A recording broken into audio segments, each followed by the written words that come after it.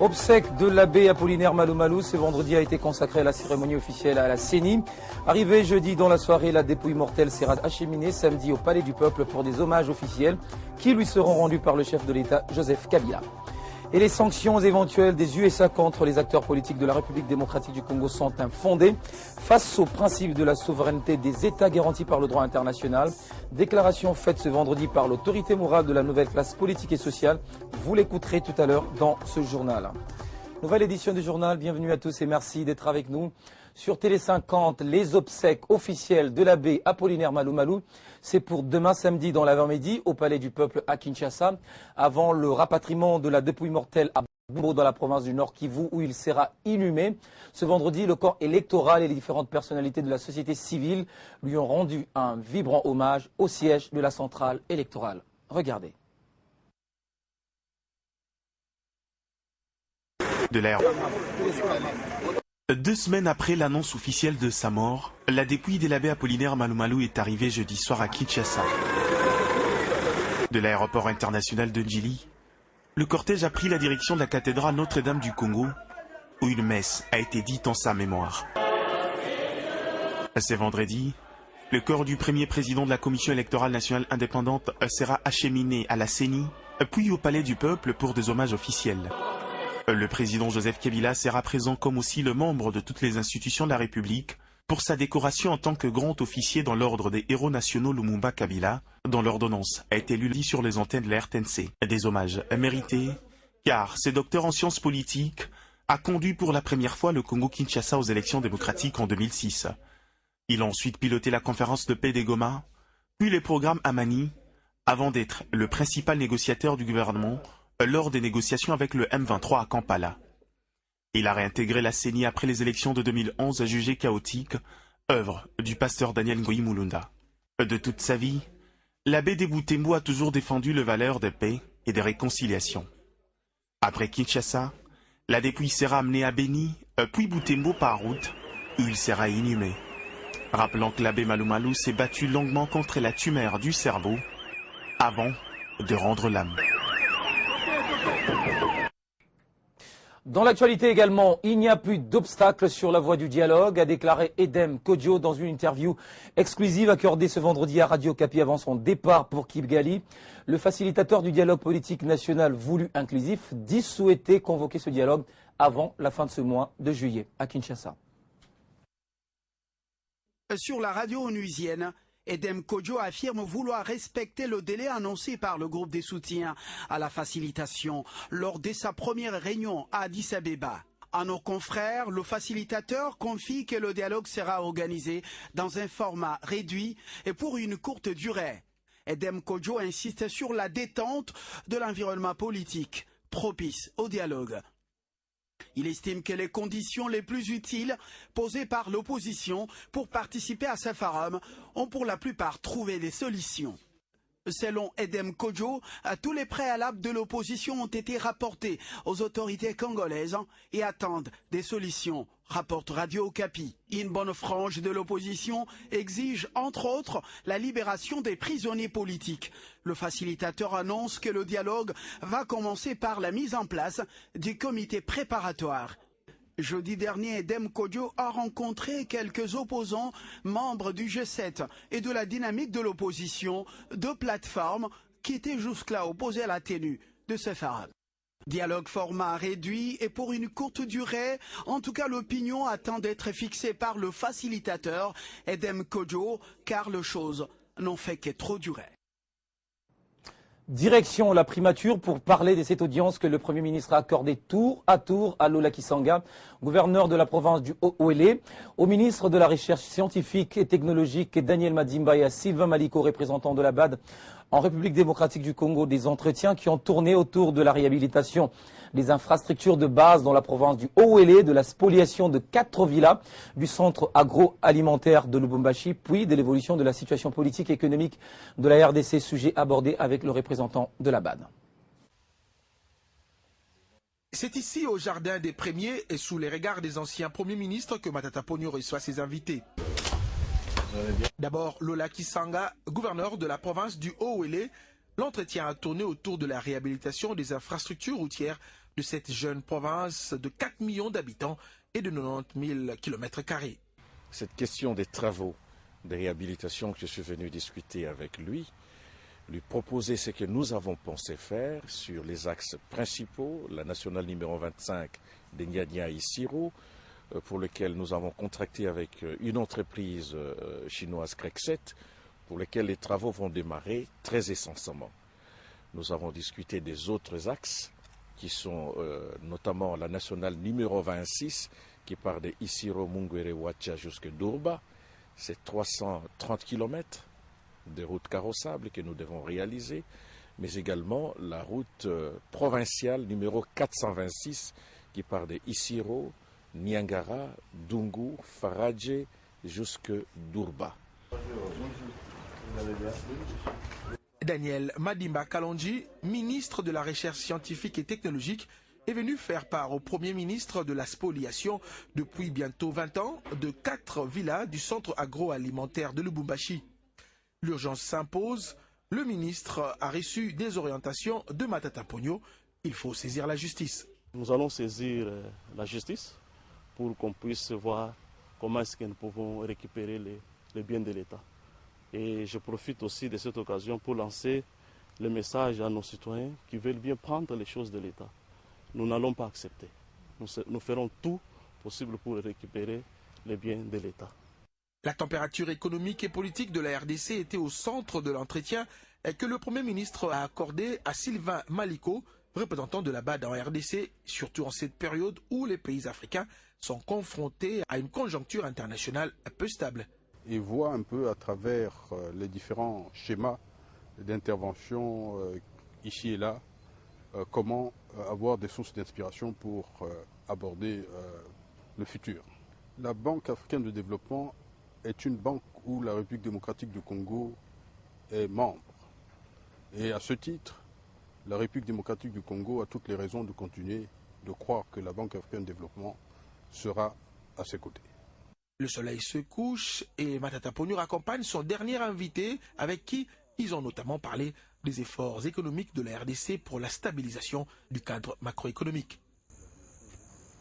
Autre sujet dans l'actualité, la nouvelle classe politique et sociale s'insurge contre les sanctions envisagées par le Parlement américain contre les acteurs politiques congolais. Dans une déclaration faite ce vendredi sur nos antennes, l'autorité morale et porte-parole de cette plateforme, Steve Mbika, estime que la RDC n'est aucunement une province des États-Unis et ces sanctions éventuelles sont infondées face au principe de la souveraineté des États garantis par le droit international. Quelle que soit la noblesse d'un motif, c'est ce qu'on appelle l'impérialisme, c'est-à-dire la domination d'un peuple par un autre peuple. Les parlementaires américains ont été votés par le peuple américain pour légiférer pour les Américains. Je ne sais pas en vertu de quel pouvoir le Parlement américain doit voter des lois qui permettent à son gouvernement de sanctionner des acteurs politiques congolais. Je suis franchement écœuré de voir que la classe politique congolaise, majorité, opposition, acquiesce, accepte et se rejette la balle. Non, ce n'est pas acceptable. Nous, de la nouvelle classe politique, notre plateforme, nous rejetons ça avec la dernière énergie. On ne peut pas comprendre que le Parlement étranger vote des lois applicables sur les Congolais qui n'ont pas voté ces parlementaires. Et je conseille aussi à toute la classe politique congolaise, majorité et opposition, de faire preuve de nationalisme en disant non à cet impérialisme exagéré. En principe, les Américains feraient mieux de passer par l'ONU pour faire adopter des résolutions, même des sanctions contre la RDC. Mais il est hors de question qu'un gouvernement étranger, avec son Parlement, vote des lois applicables sur les acteurs politiques congolais. On se rend au Nord Kivu. 3 jours après l'incendie du bureau de la 34e région militaire à Goma, le ministre de la Défense nationale est allé se rendre compte ce vendredi de l'ampleur de dégâts enregistrés. Crispin Atama a promis la reconstruction dans le prochain jour, mais en attendant, les bureaux devront fonctionner sous détente. Pacheco Kavundama, notre correspondant. En mission de service dans la partie est de la RDC, Le ministre de la Défense nationale et ancien combattant a effectué vendredi une mission d'inspection au bureau de la 34e région militaire, partie infumée mardi 12 juillet 2016. Sur place, le ministre a eu d'abord des explications du commandant de cette région militaire, le général Fall Sikaboué, sur l'origine et les dégâts causés par cet incendie qui, selon les premières enquêtes, s'est réduit à un circuit électrique dans la salle des machines. Puis l'étape de la visite des locaux, transformés aujourd'hui en cendres. Sûr que c'est une catastrophe que je déplore. Ce n'était pas le projet pour commencer à reconstruire, mais comme c'est arrivé, je regrette d'abord la destruction des documents, de tout ce qu'il y a là-dedans. Mais Kinshasa sera obligé de réagir pour reconstruire rapidement, comme vous le dites, quelque chose de moderne. Il ne faut pas dire qu'à quelque sorte le malheur est bon. Ça c'est la catastrophe, nous devons la déplorer. Mais nous sommes condamnés à faire rapidement pour que l'état-major puisse se retrouver dans un édifice digne de son nom. Le bureau sera refait, oui. Mais avant que tout commence, le bureau de la 34e région militaire fonctionnera à l'extérieur dans des tentes qui vont dans les tout prochains jours être installées. Café des hydrocarbures pour cette deuxième édition. Sachez que le ministre Ngoï Moukena réunit cette fois la délégation des députés élus du Congo central, parti de la République démocratique du Congo qui exploite le pétrole.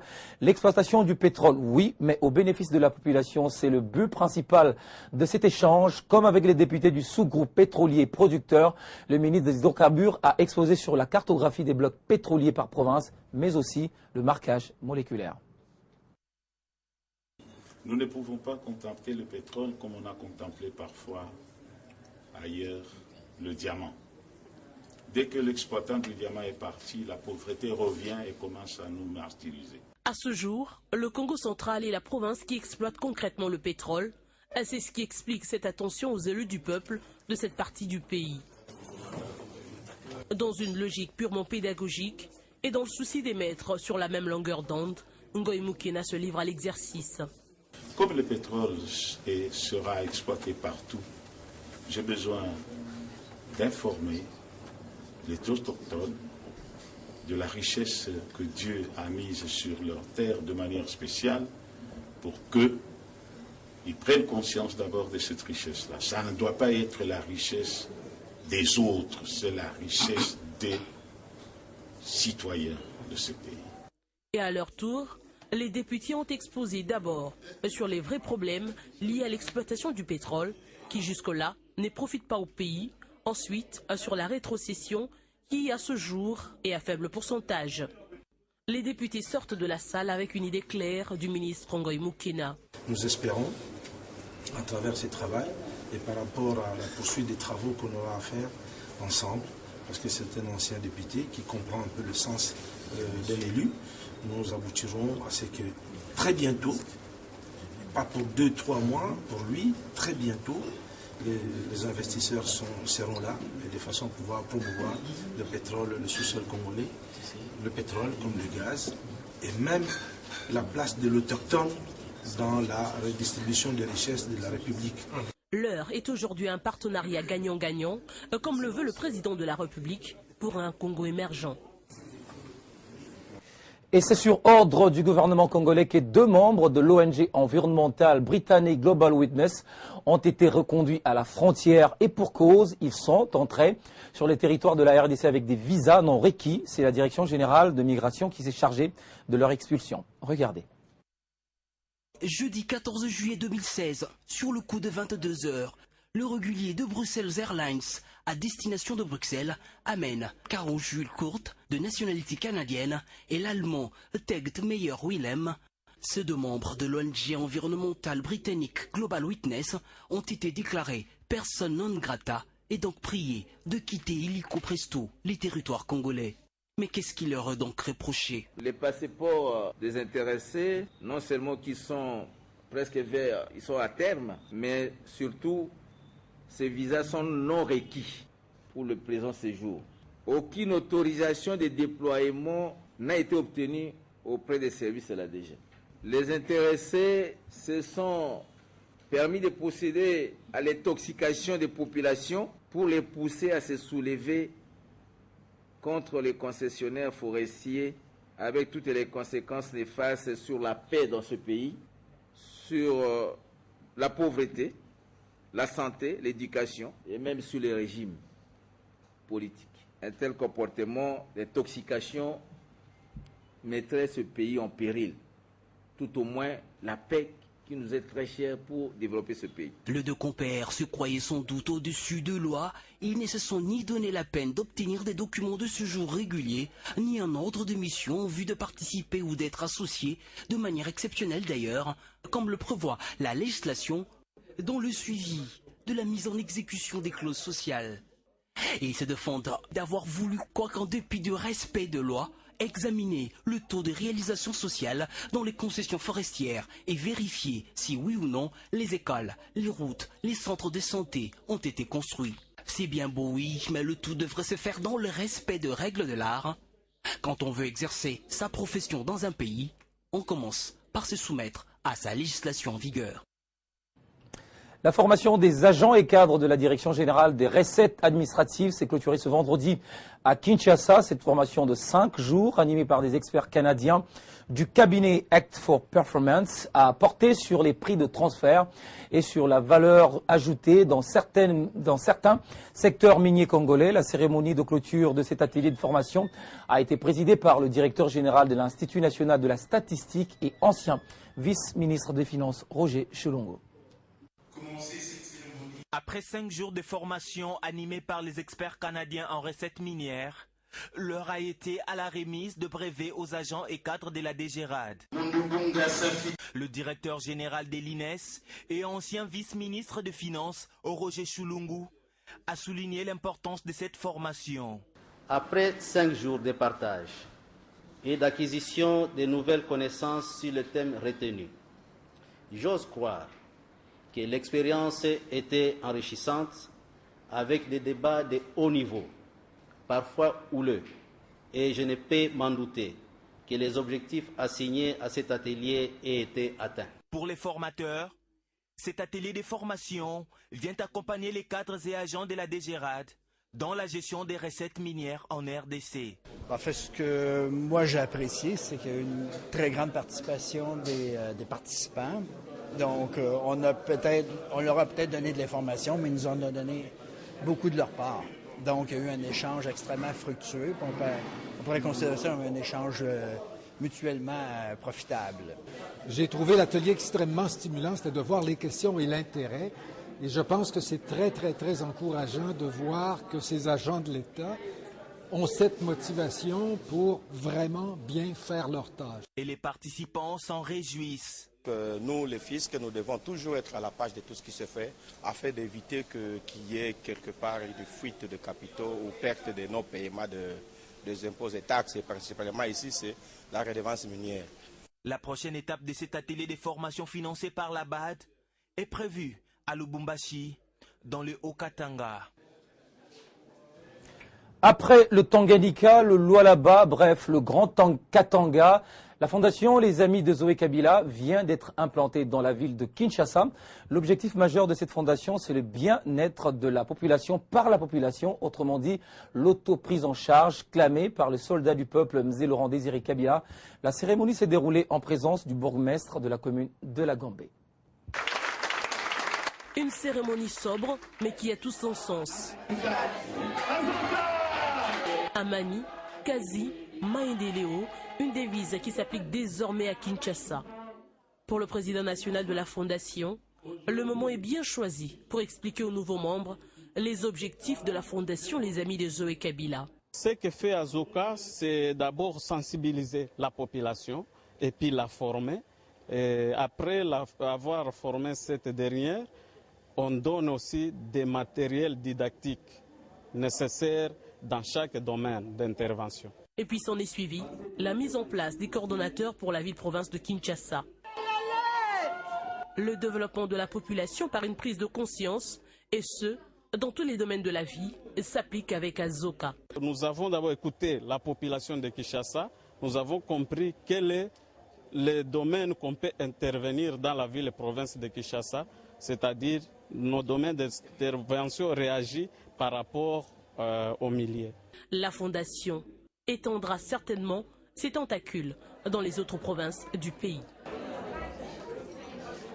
Parlons infrastructure dans ce journal. 2 immeubles, sièges des institutions de la RDC, du Fonds de promotion de l'industrie sont en cours, en construction, au cœur de la Gambie. Et pour se rendre compte de l'évolution des travaux, le conseiller principal en charge des infrastructures au cabinet du chef de l'État, Robert Moukoko, a effectué jeudi une visite des lieux. Les travaux évoluent bien et les immeubles n'attendent plus que l'inauguration par le chef de l'État. C'est pour s'imprégner de l'évolution des travaux que le conseiller du chef de l'État en charge des infrastructures fait cette descente. Les travaux évoluent bien. Les 2 immeubles déjà équipés répondent aux normes internationales, avec notamment la connexion à la fibre optique, des portes coupe-feu, les digicodes, un parking sous-sol avec une capacité de 200 véhicules. Visiblement satisfait, Robert Moukoko félicite le comité de gestion pour les travaux réalisés. Je suis très fier que ces travaux sont réalisés par un ADG congolais. Les travailleurs sont des Congolais, l'architecte est un Congolais, l'ADG et son comité de gestion viennent de nous donner 2 bâtiments. Ce sont des œuvres qui parlent. Et ça, c'est un exemple palpable de la matérialisation de la vision de la révolution de la modernité. Le mérite revient au chef de l'État, Joseph Kabila, qui a restauré la paix en RDC. Climat favorable pour un travail de qualité, a indiqué les DG du FPI. Nous sommes une institution financière. Une institution financière ne peut pas habiter dans des taudis. Elle ne peut pas être non plus nomade. Elle doit avoir une certaine stabilité. Et pour la transparence et pour la bonne gouvernance, pour une meilleure gestion, pour la traçabilité de nos informations, de nos statistiques, de nos chiffres, nous devons avoir un espace très très viable. Ces immeubles, aussi appelés de tours jumelles de la Gambie, abriteront le siège du FPI et n'attendent plus que l'inauguration par le chef de l'État. Et on va finir ce journal avec ce communiqué officiel de la présidence de la République. Le président de la République, son Excellence Joseph Kabila Kabange, a appris avec émotion et consternation l'horrible attentat terroriste perpétré à Nice, le jour même où la France célébrait sa fête nationale. Le président de la République vient d'adresser à cet effet un message écrit de condoléances à son homologue français, son Excellence M. François Hollande. Dans ce message, le chef de l'État exprime tout son soutien au président François Hollande et au gouvernement français et réitère la solidarité du peuple congolais au peuple français dans la lutte en cours contre ce fléau du terrorisme et de la barbarie que rien ne peut justifié, fait à Kinshasa le 15 juillet 2016. Le cabinet du président de la République, Néhémie Mouilania, directeur de cabinet. C'était l'essentiel de l'actualité. À présent, le rappel de titre. Les obsèques de l'abbé Apollinaire Malou ce vendredi a été consacré à la cérémonie officielle à la CENI. Arrivé jeudi dans la soirée, sa dépouille mortelle sera acheminée samedi au Palais du Peuple pour des hommages officiels qui seront rendus par le chef de l'État, Joseph Kabila. Et puis les sanctions éventuelles des USA contre les acteurs politiques de la RDC sont infondées face au principe de la souveraineté des États garantis par le droit international. Déclaration faite ce vendredi par l'autorité morale de la nouvelle classe politique et sociale. Vous l'avez écouté dans ce journal. L'actualité continue sur votre chaîne.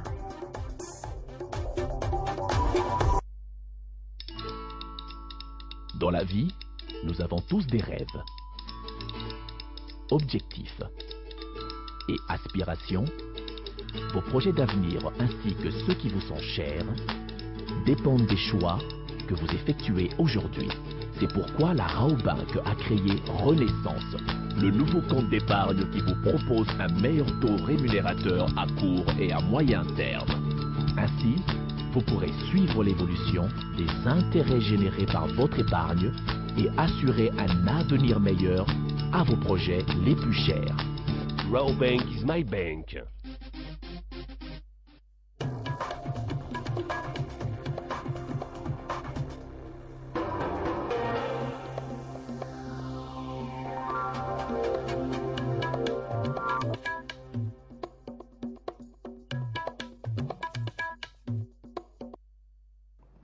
Et les tours d'horizon de titres à la une de journaux et du net, c'est la revue de presse de Jimmy Mavouba. Bienvenue et bonsoir. Bonsoir, Floride. On commence votre revue avec le premier titre, petit à petit vers les élections, mais pas cette année. Voilà, entre l'impératif du délai constitutionnel et l'organisation des élections crédibles et apaisées, l'ONU se veut désormais pragmatique, écrit l'avenir, que ce soit les experts des Nations Unies venus de New York pour voir la faisabilité du fichier électoral, que ce soit la CENI, l'OIF ou les experts de l'IFES, tous veulent aller aux élections avec les fichiers actuels, du moins, c'est ce qu'a déclaré le chef de la MONUSCO, le Nigérien Maman Sambo Sidikou, qui était devant la presse hier jeudi à Kinshasa. Et pour contourner le blocage, les diplomates évoquent un plan B qui paraît être le moins sûr, à savoir procéder à une révision partielle du fichier électoral. Mais pour y arriver, seuls les dialogues inclusifs et crédibles entre les parties prenantes permettra de désamorcer les tensions actuelles. Pour les vrais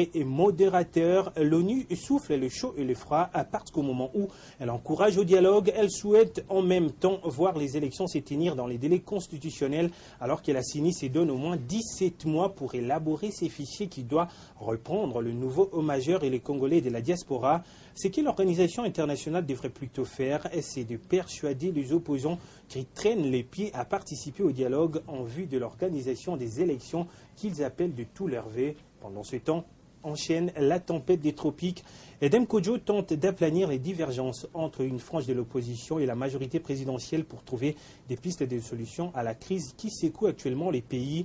En croire les rédacteurs de l'article, la balle est désormais dans les camps du pouvoir qui doit prouver par des actes son engagement pour la tenue de ce forum. Et le geste le plus attendu à ce jour, Floride, c'est la libération des prisonniers politiques. Le bilan, c'est le dernier titre à l'international. Voilà, on parle bilan Floride parce qu'hier, relate RFI.fr, un camion a foncé dans la foule rassemblée pour assister aux célébrations de la fête nationale. SSU survient après plusieurs attentats commis ou déjoués en France depuis 1 an et demi. Les sites français de rappeler que tout a commencé le 7 janvier 2015 avec les frères Kouachi qui ont attaqué les sièges du journal satirique Charlie Hebdo à Paris, faisant 12 morts. France Info nous donne ici le vrai bilan de l'attentat d'hier. Au moins 84 personnes sont mortes dans l'attaque qui a provoqué le retour immédiat à Paris du chef de l'État François Hollande en déplacement à Avignon. Après une réunion des crises, François Hollande a annoncé le prolongement de 3 mois de l'état d'urgence. Mais qui était le tueur au volant du camion? Ces demandes ctirset.be. Les sites révèlent qu'une pièce d'identité au nom d'un franco-tunisien a été retrouvée à l'intérieur du camion et servi à l'attentat de Nice. Il s'agit d'un Niçois de 31 ans. L'individu n'est pas connu, Floride, des services de police pour des faits de radicalisme. Il est seulement connu pour des faits de droit commun, à savoir violence avec arme. Ce que l'on sait aussi, c'est que le véhicule qu'il conduisait avait été loué il y a quelques jours seulement. Voilà, c'est la fin de votre revue de presse. Merci Jimmy d'avoir été avec nous sur ce plateau. Merci également à vous de nous avoir suivis. Retrouvez ce journal dans moins d'une heure si vous l'avez raté. À très bientôt.